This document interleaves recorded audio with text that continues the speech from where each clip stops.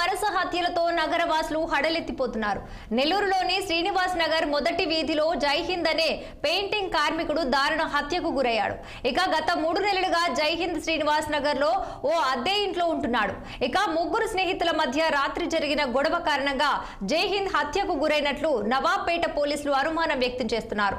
ఇక కేసు నమోదు చేసి దర్యాప్తు చేపట్టారు.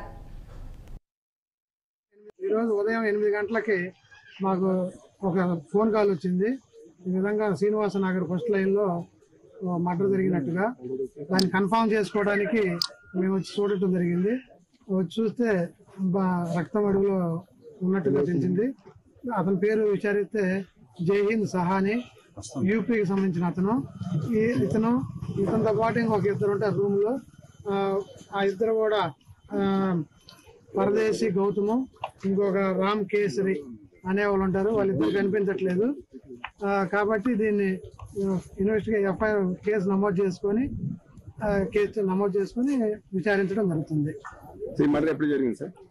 ఇది తెల్లారుదామని జరిగి ఉండొచ్చు అనుకుంటున్నాము.